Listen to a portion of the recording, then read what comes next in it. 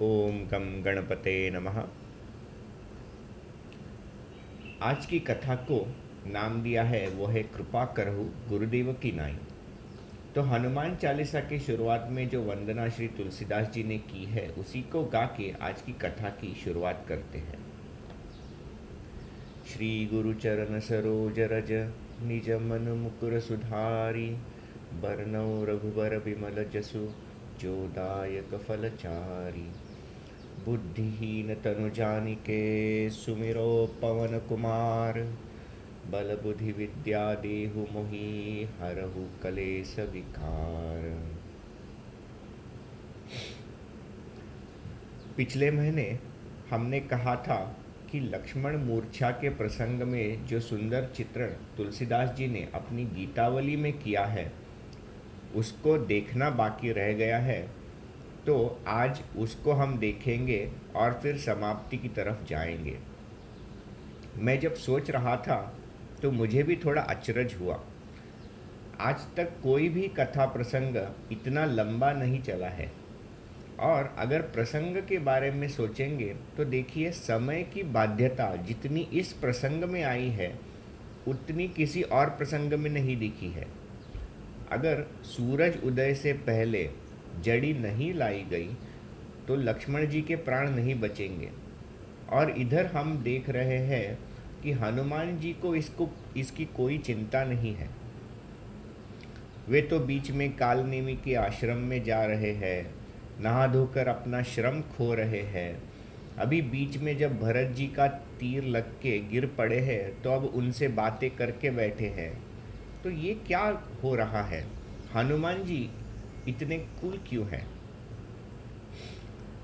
तो अपने राधे श्याम रामायण में राधे श्याम कथावाचक ने एक सुंदर प्रसंग प्रस्तुत किया है। जब हनुमान जी को ये बताया गया कि औषधि सुबह होने से पहले लानी है, नहीं तो लक्ष्मण जी के प्राण नहीं बच सकते, तो हनुमान जी ने सोचा कि अब इतनी दूर जाना है, जरूर ही बीच में संकट भी आएंगे, तो न जाने कितना समय लग जाएगा। तो हनुमान जी ने सोचा कि ऐसा इंतज़ाम करके ही जाना चाहिए कि वापस लौटने तक सूरज का उदय ही नहीं हो। तो हनुमान जी सूरज से विनती करते हैं, हे सूरज इतना याद रहे, संकट एक सूरज वंश पे है, लंका के नीच राहु द्वारा आघात दिनेश अंश पर है। तो पहले तो उन्होंने ये बताया कि हम दोनों एक ही बाजू में लड़ रहे हैं। राहु तो तुम्हारा भी शत्रु है और ये जो राम है वह तुम्हारा ही वंशज है। और देखिए कितनी विनीत भाव से हनुमान जी कह रहे हैं, इसलिए छिपे रहना भगवन, जब तक जड़ी न पहुंचा दूं मैं, बस तभी प्रकट होना दिनकर, जब संकट निशा मिटा दूं मैं। मेरे आने से पहले यदि किरणों का चमत्कार होगा तो सूर्यवंश में सूर्यदेव निश्चित ही अंधकार होगा। तो जो श्री राम को छोड़ के किसी और को भगवान नहीं मानते, वे हनुमान जी सूरज को विनती कर रहे हैं कि छिपे रहना भगवन, और वे आशा करते हैं कि सूरज उनकी विनती मानेंगे। आशा है स्वल्प प्रार्थना ये, सच्चे जी से स्वीकारोगे, आतुर की आर्थ अवस्था को होकर करुणार्ध निहारोगे। पर हमारे हनुमान जी जानते हैं कि आशा पे युद्ध नहीं जीते जाते, कार्य सिद्धि के लिए पुरुषार्थ भी आवश्यक होता है। तो खुद को आतुर और दीन जताने वाले हनुमान जी अतुलित बल के धाम भी है, और प्रभु श्री राम जी का कार्य करने जा रहे हैं। अब जब श्री राम जी का कार्य हो तो उसे आशा पे नहीं छोड़ा जाता। तो वे सूरज से क्या कहते हैं? आशा है स्वल्प प्रार्थना ये, सच्चे जी से स्वीकारोगे, आतुर की आर्त अवस्था होकर करुणार्ध निहारोगे, अन्यथा अन्यथा क्षमा करना दिनकर, अंजनी तनय से पाला है, बचपन से जान रहे हो तुम हनुमत कितना मतवाला है। मुख में तुमको धर रखने का फिर वही क्रूर साधन होगा। बंदी मोचन तब होगा जब लक्ष्मण का दुख मोचन होगा। अब हनुमान जी तो जानते हैं कि सूरज में इतना सामर्थ्य नहीं कि उनके लंका पहुंचने से पहले सूर्योदय हो सके। अब जब गिर पड़े हैं तो हनुमान जी भरत के से बातें कर रहे हैं। भरत जी ने उन्हें जगाया तो इस कोलाहल को सुनकर सारा राज परिवार एकत्रित हुआ है। माँ कौशल्या आई है, सुमित्रा माता है, अनुज शत्रुघ्न भी आके खड़े हैं। अब जब समाचार हनुमान जी ने सुनाया तो भरत जी को तो बड़ा दुख हुआ और भरत जी कहते हैं कि हे हनुमान, तुम इस पर्वत के साथ मेरे बाण पर बैठ जाओ और मैं तुरंत तुम्हें प्रभु तक पहुंचाऊंगा। तो हनुमान जी ने अभी अभी भरत जी के बाण का प्रताप देखा था कि जिस पे किसी शस्त्र का असर नहीं हुआ, ब्रह्मास्त्र का भी असर नहीं हुआ, ऐसे हनुमान जी भरत जी के एक बिना फल के बाण से गिर पड़े थे। तो उन्हें तो भरत जी के बाण पर पूरा भरोसा था। हनुमान जी जैसे भक्तों को ऐसे बाण की जरूरत नहीं पड़ती जो हनुमान जी को प्रभु तक पहुंचा सके। उनमें तो सामर्थ्य है कि खुद प्रभु तक जाए, पर हम जैसे भक्तों के लिए यह सत्संग का बाण ही है जो तुरंत प्रभु तक पहुंचा सकता है। हमें इसी बाण का सहारा लेना चाहिए। तो हनुमान जी ने भरत जी को बताया कि वे तो पहुंच जाएंगे, कोई चिंता की बात नहीं है। अब इतने दिन बाद कुछ खबर आई थी श्री राम जी की, तो वहाँ कौशल्या जी भी आई है, सुमित्रा जी भी है। अब कौशल्या जी ने जब सुना कि लक्ष्मण जी घायल होकर पड़े हैं तो जरा देखिए माँ का हृदय। श्री राम जी की माँ होना आसान नहीं होता। कौशल्या जी हनुमान जी से कहती है कि अब लंका जा रहे हो तो मेरा एक संदेशा पहुंचा देना राम के लिए, और राम से कहना कि मेरी मनस्थिति कैसी है। राम को कहना कि तुम्हारी कठिन हृदय माँ ने एक संदेशा दिया है। अब ये बच्चे भी जानते हैं कि माँ का हृदय कठिन कब होता है। माँ का हृदय कभी कठिन नहीं होता, पर बचपन में जब बच्चा कुछ गलती करता है तो उसे समझाने हेतु माँ ये जताती है कि उसका हृदय कितना कठिन है। जब बच्चा अपने माँ का ये कठोर हृदय रूपी रूप देखता है या कठोर स्वर में आवाज़ सुनता है तो बच्चा अपने आप ही समझ जाता है कि आज कुछ गलती हुई रहेगी मुझसे। तो कौशल्या कहती है कि राम से कहना कि तुम्हारे कठिन हृदय माँ ने कहा है, हे लाल, तुम्हारा ये नाम जो है वह लक्ष्मण के बिना अच्छा नहीं लगता। भेंट कही कही बो कह्यो यो कठिन मानस माय, लाल लोने लशन सहित सुललित लागत नाय। अपने कवितावली में तुलसीदास जी लिखते हैं। तो इसका मतलब यह है कि आना है तो लक्ष्मण को साथ लेके ही अयोध्या वापस आना, नहीं तो वापस नहीं आना। और ये जो लोग तुम्हारा नाम लेते हैं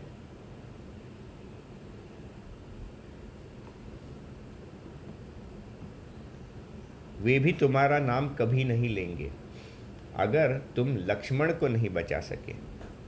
और जरा सोचिए, क्या आज हम श्री राम का नाम लेते अगर श्री लक्ष्मण जी को राम जी नहीं बचा पाते? हम सब सोचते हैं कि सोचते रहते कि क्या इस बंधन से वो बचाएगा जो खुद के भाई को नहीं बचा सका था। पर ये जान लो कि कहानी किसकी चल रही है। कहानी चल रही है श्री रघुनाथ जी की। पर कथा में रस भरने के लिए श्री राम जी विलाप करते हैं। माँ कौशल्या इतना कठोर संदेशा देती है, ये सब कथा में रस भरने की बात है। कौशल्या जी का संदेशा सुन के हनुमान जी को बड़ा दुख हुआ और भरत जी तो फूट फूट कर रो पड़े। मेरे वजह से ये सब अनर्थ हो रहा है। अब जब बात श्री राम जी के वापसी तक आ गई है तो लक्ष्मण जी की माता सुमित्रा भी तो वहाँ खड़ी है। सुमित्रा जी ने अभी अभी सुना कि उनका बेटा लक्ष्मण श्री राम जी का कार्य करते हुए रणभूमि में एक अच्छे योद्धा की तरह लड़ा है और समर भूमि में अपना कर्तव्य निभाते हुए मूर्छित होके पड़ा है।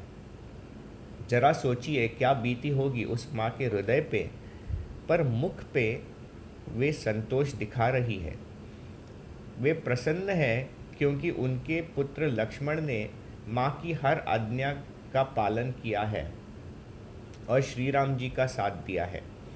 लक्ष्मण जी की भक्ति देखकर एक तरफ उनका मन प्रसन्न हो रहा है और दूसरी तरफ उन्हें इस बात का पूरा एहसास है कि युद्ध अभी खत्म नहीं हुआ। रावण अभी भी जीवित है और सीता अभी भी रावण की लंका में दुख भोग रही है। वे हनुमान से कहती है कि कौशल्या बहन ने जो कहा सो कहा, पर तुम राम को बोलना कि चाहे कुछ भी हो जाए सीता को लिए बगैर मत लौटना। और रहा सवाल युद्ध का, तो अगर एक बेटा लड़ते लड़ते गिर पड़ा है तो मेरे पास और एक बेटा है जो लड़ने के लिए आ सकता है। तो राम से कहना चिंता नहीं करे। और सुमित्रा जी तुरंत शत्रुघ्न जी की तरफ देखती है और कहती है कि हे तात, तुम इसी वक्त जाना हनुमान के साथ और वहाँ समर भूमि में लक्ष्मण का स्थान ले लेना। श्री राम के लिए अपनी पूरी शक्ति लगाकर लड़ना। तात जाहु कपि संग। बस माँ ने इतना कहने की देर शत्रुघ्न जी क्या करते हैं? तात जाहु कपि संग रिपुसूदन उठ कर जोरी खड़े है, प्रमोदित पुलकी पैत पूरे जनु विधिवश सुधर धरे है। और शत्रुघ्न जी वे तुरंत उठकर हाथ जोड़कर खड़े होते हैं, जैसे अभी अभी इसी वक्त विदा मांग रहे हो। उनका शरीर आनंद से पुलकित है। ऐसा लग रहा है कि विधाता ने उनके सारे पुण्य कर्मों का फल एक साथ ही लाकर दिया हो। ये है माँ और ये है बेटा। जब माँ और बेटे की भक्ति हनुमान जी और भरत जी देखते हैं तो उनके सामने अपनी भक्ति को छोटा पाकर उन्हें ग्लानि का एहसास होता है। अब ये सारा दृश्य देख रही है श्री लक्ष्मण जी की पत्नी उर्मिला। तो इतनी देर ये सब वार्तालाप चल रहा है, किसी का ध्यान उर्मिला जी की तरफ नहीं है। तो अब वे आगे आगे आती है और उन्होंने क्या लाया है? अपने हाथ में दूध से भरा कलश। उनका पति युद्ध भूमि में घायल पड़ा है, पर चिंता का एक चिन्ह उनके मुख पे नहीं है। रात भर उड़ान भरना, भारी पर्वत को उठाना और भरत जी के बाण से गिर पड़ना, इनसे हनुमान जी थक गए होंगे और वे भी तो राम भक्त है। तो एक राम भक्त अपने द्वार पे आए हैं तो उनका सत्कार करना ये एक घर के बहू होने के नाते अपना धर्म वे मानती है। इसलिए वे हनुमान जी के लिए दूध लेकर आई है। वे कुछ बोलती नहीं, बस हनुमान जी का श्रम दूर हो इसलिए दूध का कलश वे सामने करती है। अब ये हनुमान जी देख रहे हैं और हैरान हो रहे हैं। चिंता की एक रेखा भी उर्मिला जी के मुख पे नहीं दिखती। सूरज उदय होने से पहले जड़ी पहुंचाई नहीं तो लक्ष्मण जी के प्राण नहीं रहेंगे। उन्हें तो आके हनुमान जी को बोलना चाहिए था कि जाओ जाओ जल्दी जाओ, विलंब मत करना। ये क्या व्यर्थ बातों में समय बर्बाद कर रहे हो। पर उर्मिला जी तो हमारे हनुमान जी से भी अधिक कूल है। ये जो सूरज को हनुमान जी ने धमकी दी थी, इसकी कोई खबर उर्मिला जी को नहीं है, पर उनके आचरण से लग रहा है कि सूरज उगने की कोई चिंता उन्हें है ही नहीं। वे तो चाहती है कि हनुमान जी थोड़ा देर और ठहरे। अब हनुमान जी के मन में भी शंका आई कि ये उर्मिला जी उनको जल्दी जाने को क्यों नहीं कह रही। तो हनुमान जी ने बहुत सोचा, उन्हें कुछ कारण नहीं समझ रहा। तो हनुमान जी से रहा नहीं गया। उन्होंने चरण पकड़ लिए उर्मिला जी के और पूछा कि हे माता, आप इतनी चिंता मुक्त क्यों हो? आपका पति वहाँ युद्ध भूमि में पड़ा है। तीनों जगत का स्वामी स्वयं भी लक्ष्मण जी को गोद में लेकर विलाप कर रहा है, और आप जो हो मुझे यहाँ हल्दी दूध पिला रही हो। आपको समय की कोई चिंता नहीं है। अब उर्मिला जी कहती है कि मेरे स्वामी को तो मैं अच्छे से जानती हूँ। 14 साल से मेरे स्वामी सोए नहीं हैं।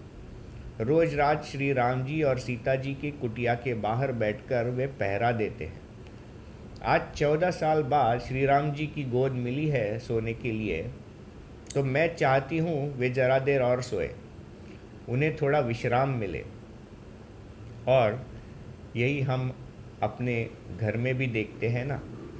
हफ्ता भर काम करके थका हुआ पति जरा इतवार को सोया रहता है, तो माँ घर में बच्चों को कहती है कि आवाज़ मत कराना, जरा सोने दो उन्हें। और रहा सवाल सूर्योदय का, उर्मिला जी जानती है कि जब तक श्री लक्ष्मण जी नहीं जागेंगे सूर्योदय नहीं होगा। जब काल ही सोया हो तो क्या दिन और क्या रात, समय ही रुका हुआ है, तो सूरज उदय कहाँ से होगा? और ये है विश्वास।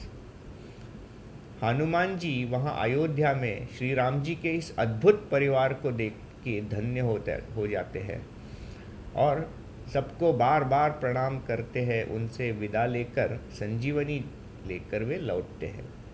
तो हनुमान जी जानते हैं कि श्री राम जी की परम कृपा से ही उन्हें यह धन्य अनुभव मिला है, और ये गौरव भी कि हम सब श्री हनुमान जी को लक्ष्मण जी के प्राणों की रक्षा करने वाले के रूप में देखें।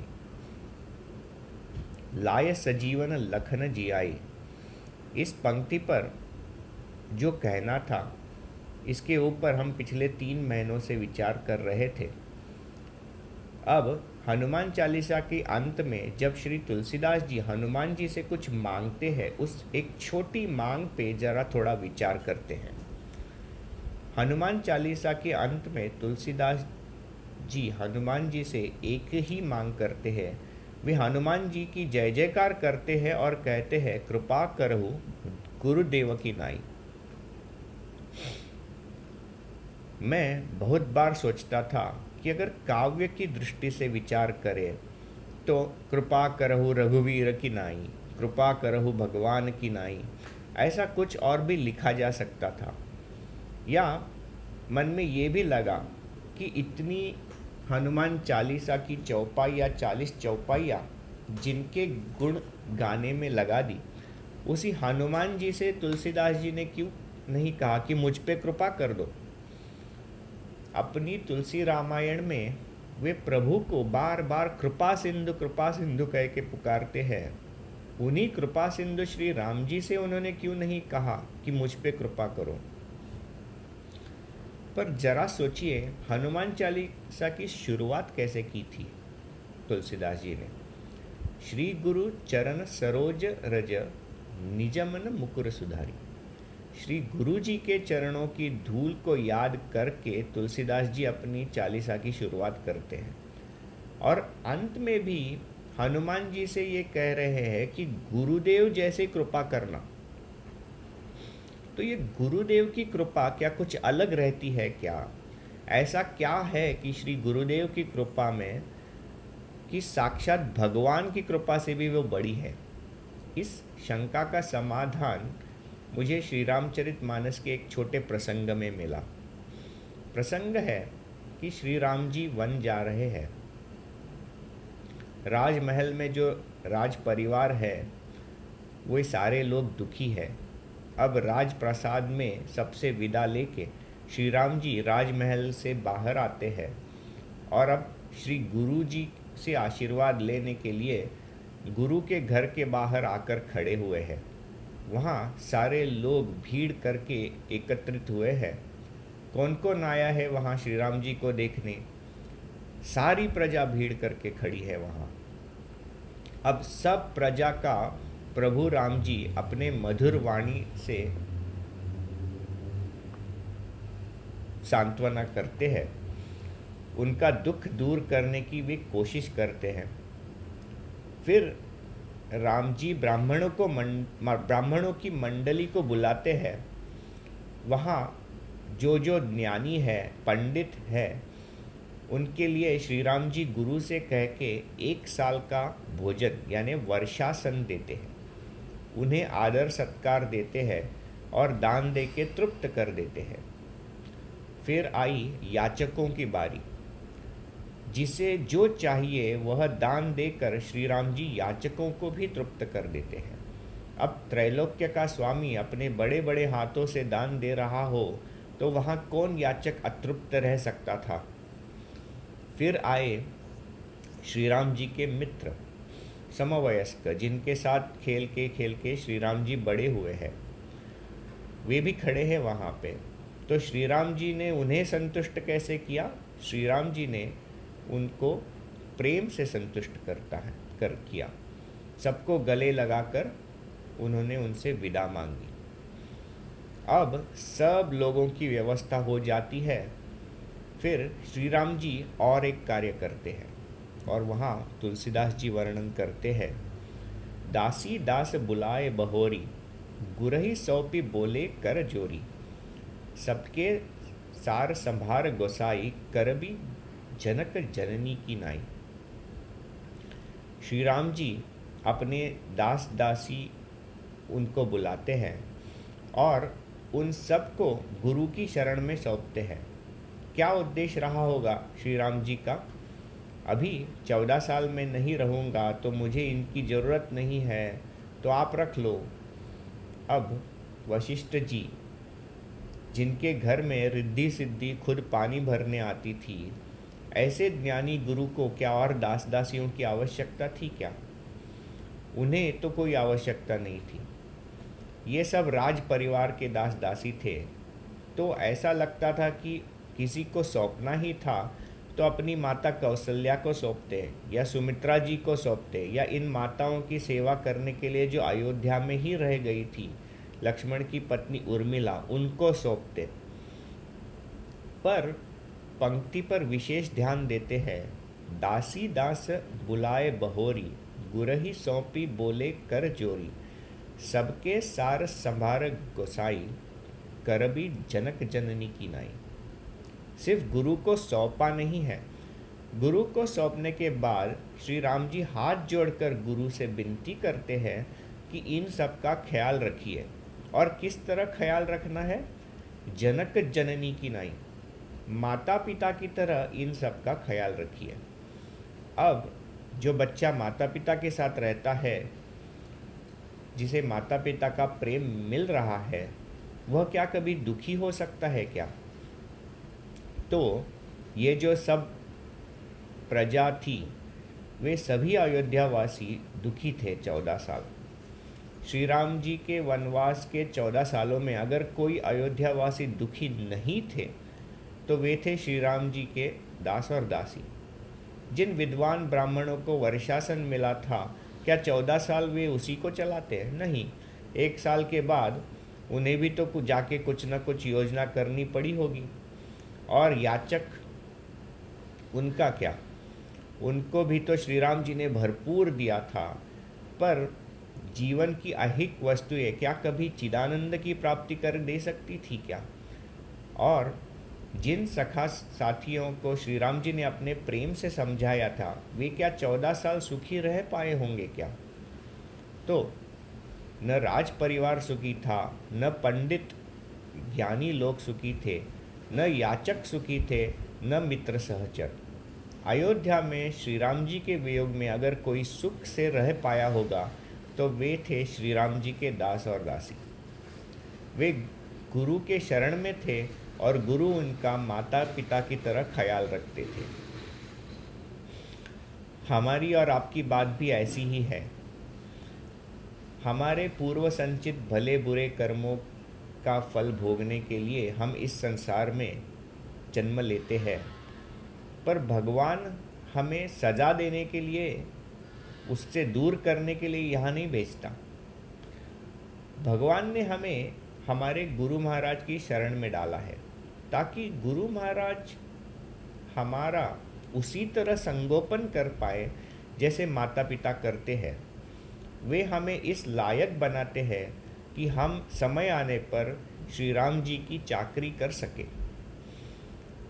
तो गुरु का भजन कीजिए और गुरु आपको भगवान तक पहुंचा देंगे। तुम्हारे भजन राम को पावे। तो मेरे नाना जी आदरणीय नाइक सर इस पंक्ति को जी के दिखा के गए हैं। उनका गुरु मंत्र ही था गुरु का नाम। जन्म भर गुरु की सेवा उन्होंने की और राम को पाया। खुद ही नहीं पाया, मुझ जैसे बालकों को बातों ही बातों में श्री राम से मिलवाया। इतना ही नहीं, मुझे मेरे गुरु से भी मिलवाया। और फिर गुरु ने जो कृपा बरसाई है मुझ पे, मैं क्या बखान करूँ उस परम कृपा का। पूरा जीवन सोने का कर दिया और बदले में कुछ भी नहीं लिया। मुझे एक शेर याद आ रहा है, आज के अपने विषय से थोड़ा हटके है, पर मैं पेश करना चाहूँगा। शायर मुनव्वर राना का शेर है ये। खुद से चलकर नहीं ये तर्ज सुखन आया है, पाँव दाबे है बुजुर्गों के तो फन आया है। और मैं अभागा, जिसे गुरु के पैर दबाना तो छोड़िए, पैर छूने का भी अवसर जिंदगी में कभी नहीं मिला। मैं जानता हूँ कि कभी अगर वैकुंठ में मैं गया और वहाँ के दरवाजे अगर खोलने हैं तो मुझे इन्हीं बुज़ुर्गों का नाम लेना पड़ेगा।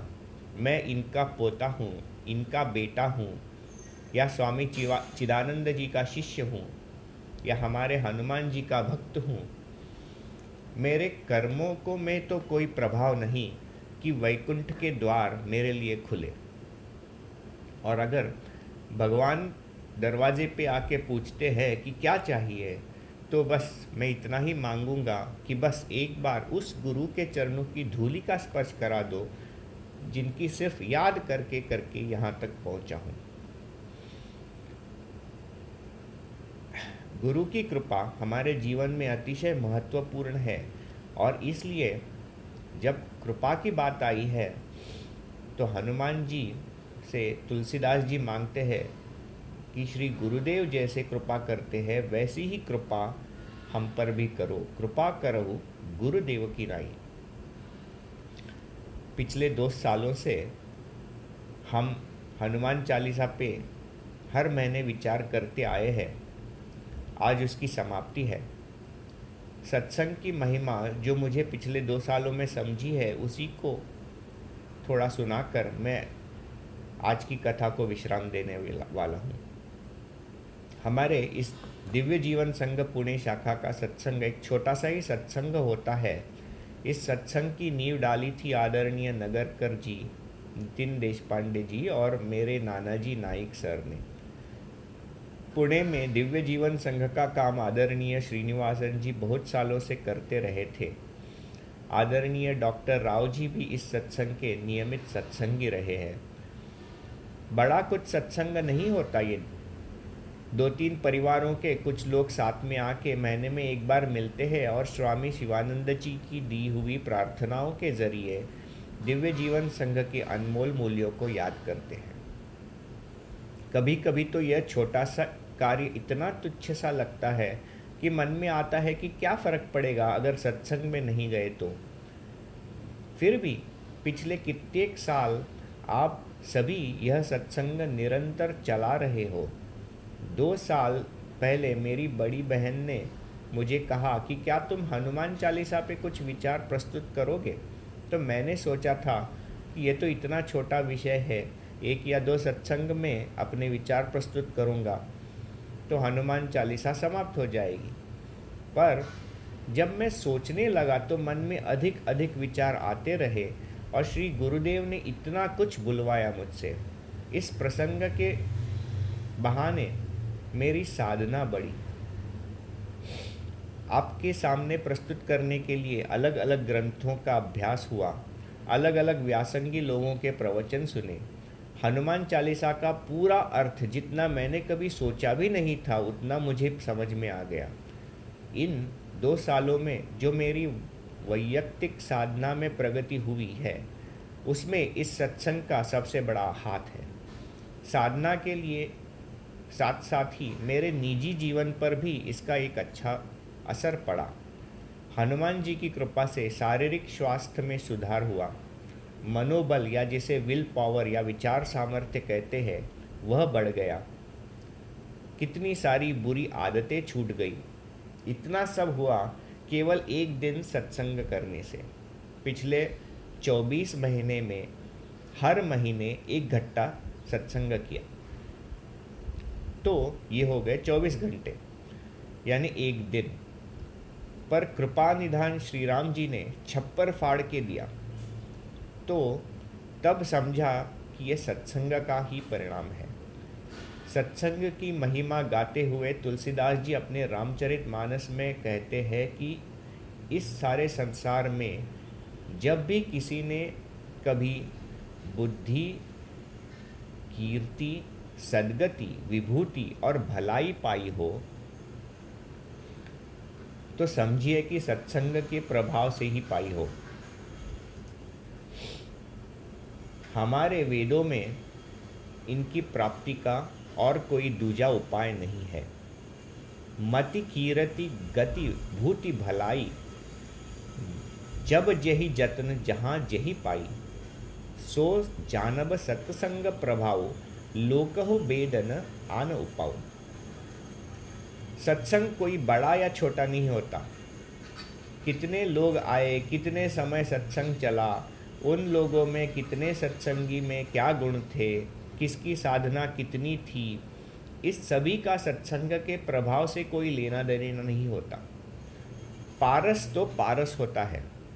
अब आप पारस का पहाड़ ले लो या एक छोटा सा टुकड़ा, पारस असर वही दिखाएगा। जिसे छुएगा सोने में बदल देगा। तो मेरे नाना जी ने जिसके बीज बोए और नितिन जी ने खाद पानी देकर जिसे सींचा, आज मैं यहाँ घर में बैठकर उस सत्संग रूपी वृक्ष के मीठे फल खा रहा हूँ। आपने मुझे अपने इस सत्संग में शामिल किया और इतने दिन तक मुझे बोलने का मौका दिया। आप सभी श्रोता वर्ग का मैं आभारी हूँ कि उन्होंने मेरे बाल वचन सुने और मुझे प्रोत्साहित किया।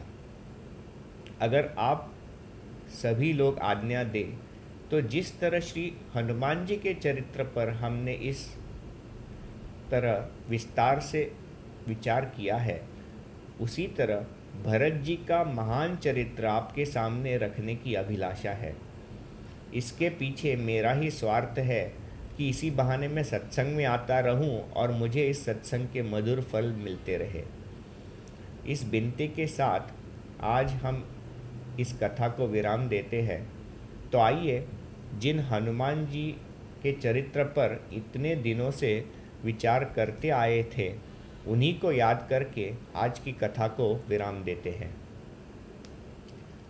अतुलित बलधामं हेमशैलाभदेहं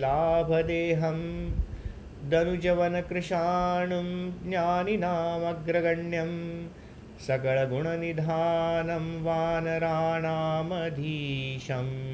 रघुपतिप्रियभक्तं वातजातं नमामि। हरि ओम।